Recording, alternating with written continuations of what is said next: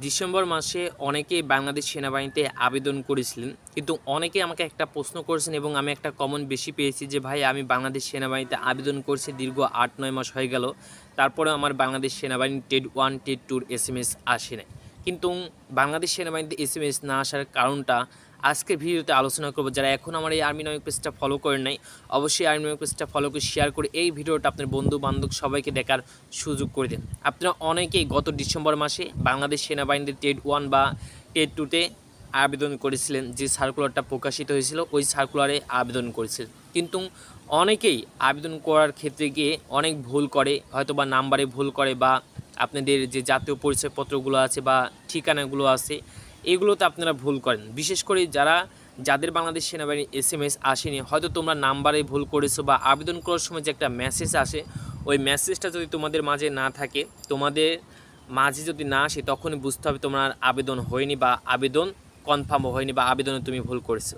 তখন আবার পরবর্তী সময় থাকা সত্ত্বেও তোমরা হয়তো বা এটা ঠিক করো নাই, তোমরা মনে করছো না এটা ঠিক আছে, আমার আবেদন করা সব কিছু ঠিক আছে।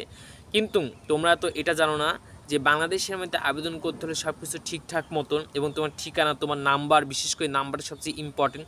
এই নাম্বারটা অনেকে ভুল দেওয়ার কারণে বাংলাদেশ সেনাবাহিনীতে তাদের SMS আসে না, বা অনেকের বাংলাদেশ সেনাবাহিনীতে SMS আসে কিন্তু নাম্বারটা বন্ধ থাকে বা ফোনটা বন্ধ থাকে বা তারা SMSটা চেক করে না, মেসেজগুলো চেক করে না। এতে কবে নাগাদ বাংলাদেশ সেনাবাহিনীর SMS চলে আসে তারা এটা হয়তো খেয়াল করে না। তো তোমাদের উদ্দেশ্যে একটা কথাই বলবো, যাদের বাংলাদেশ সেনাবাহিনীর SMS আসেনি, না আসার কারণগুলো তোমরা এখনই জেনে নাও।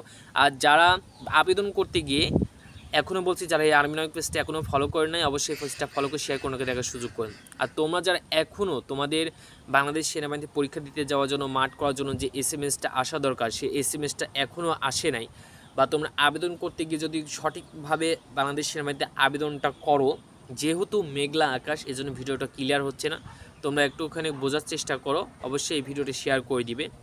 তো আবেদন করার সময় যদি প্রথমে তোমাদের একটা SMS আসে, তোমাদের ওই SMS একটা পাসওয়ার্ড থাকে বা বিভিন্ন ডিটেলস লেখা থাকে, ওই SMSটা আসলে তোমরা বুঝতে পারবা যে তোমাদের আবেদনটা সঠিক হয়েছে এবং কনফার্ম হয়েছে, এবং একটা অ্যাডমিট কার্ড চলে আসবে।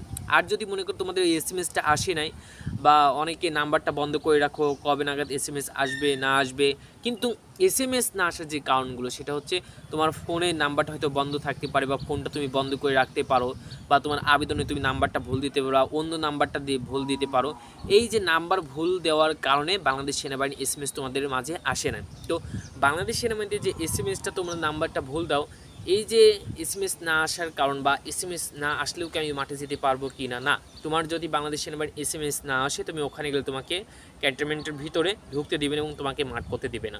অবশ্যই তোমাদের মেসেজটা তোমাদের যে নাম্বারে দিয়ে তোমরা আবেদন করছো নাম্বারটা খোলা রাখবে এবং তোমরা মেসেজটা বারবার চেক করার চেষ্টা করবা। তার আগে সবাই সুস্থ থাকবেন, ভালো থাকবেন।